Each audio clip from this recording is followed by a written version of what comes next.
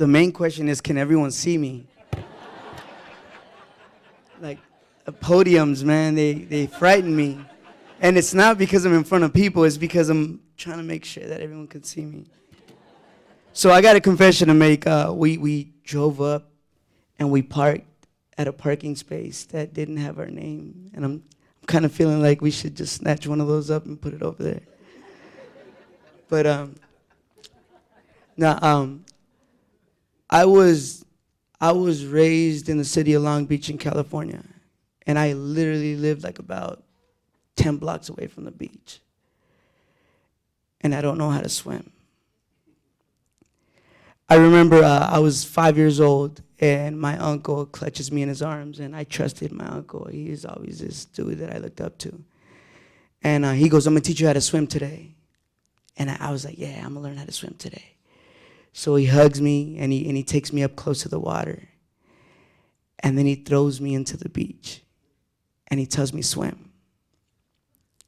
And I didn't know what I didn't know, so I started swallowing water. I couldn't breathe. I couldn't talk. I could see that he was saying something to me, but I couldn't make out what he was saying. The waves just kept on crashing up and kept on just like covering me up. And I finally was able to make out what he was saying. He was telling me, "Párate," which is stand up.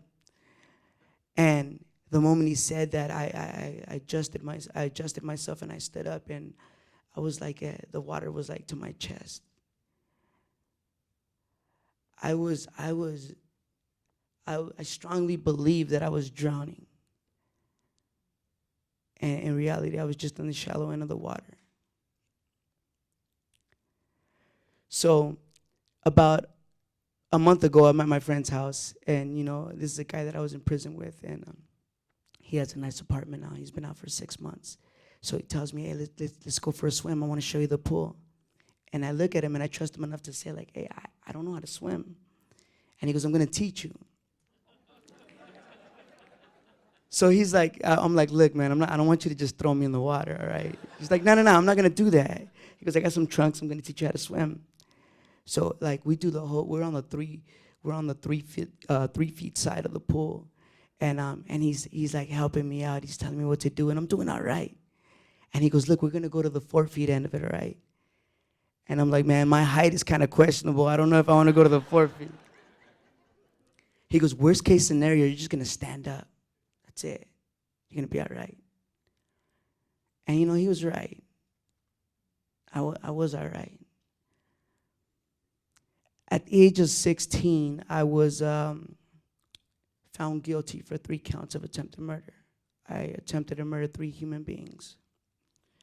I was tried as an adult, sentenced as an adult, and I was sent to an adult prison.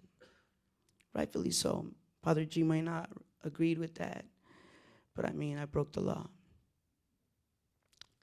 So for the first 10 years of me being in prison, I told myself that I would do whatever it takes to survive. I told myself that I'm going to make it. All the things that I saw, all the violence that I saw, I told myself that it wasn't going to happen to me. I honestly believed that I was going to die in prison. And the best way I could describe the day that I was sentenced was, it felt like drowning. It felt like I was just, like the voice was far away and my ears were muffled, and I felt like I was just like engulfed in these waves of sentence after sentence. I felt like I was drowning. And I didn't think I was going to get out. And after 18 and a half years, the governor granted me clemency. He spoke to me, and he told me he was proud of me. He was proud of the education that I've accomplished. He was proud of the certifications. But more than anything else, he was proud of the man I become. I swear I thought I was going to die in prison. So I told myself, like, I'm going to do whatever it takes to better the community that I live in. And it wasn't about really getting out as much as about making the place that I was at as safe as possible. I was drowning in the shallow end of my beliefs, but reality said otherwise. I'm standing before you guys in Chicago, never been to Chicago. And I have this, I'm gonna call it a bad habit now, this bad habit of saying I don't belong here. And reality says otherwise. I share this with you guys because there's so many days where I feel like I'm filled with doubt. I'm nervous. I may feel inadequate. And then I realize that it's just a belief. And I myself am drowning in the shallow end of my beliefs. So I say all that to say that this man right here, this man is like the dad I've never known. This man is like the human being that looks at me as a human being, not as a thief, not as a liar, not as a person that attempted to murder. He calls me son, and I believe him when he says it. He's able to show me compassion, and he reminds me of my self-worth. And in turn, I'm able to look at everyone else in this audience and look at everyone else as the human being that they are, as the human being that you are. I'm grateful. I'm not only grateful to be standing up here behind this pulpit that's swallowing me up, but I'm also grateful to be in the company of human beings that could actually look at each other and give each other the benefit of the doubt with compassion. I'm thankful and I'm grateful that I'm able to see people that I could relate to. And when I say that, I could actually say it to the whole room. I'm thankful that God has placed me here and has surrounded me with love. Homeboy industry does that. It's more than a building. It's a lot of people with some distorted stuff within them. And we all lock ourselves in a room and we talk about it in very crude ways. But it's beautiful. It's like a dysfunctional family that somehow works out.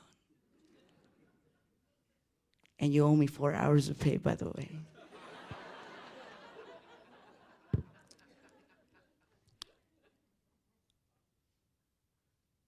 The love of God is here.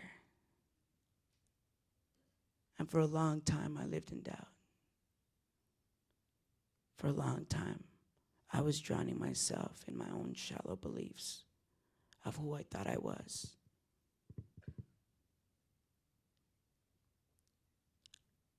If I could say anything today, I would say that all we have to do is stand up.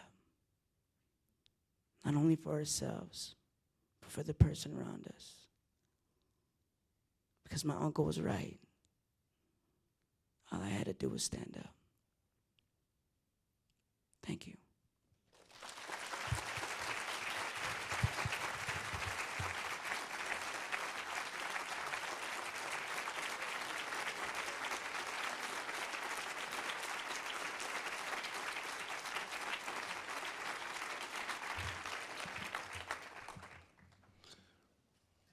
I'm gonna just be honest with you, he stole my speech. So if it don't come up to that, that was my speech.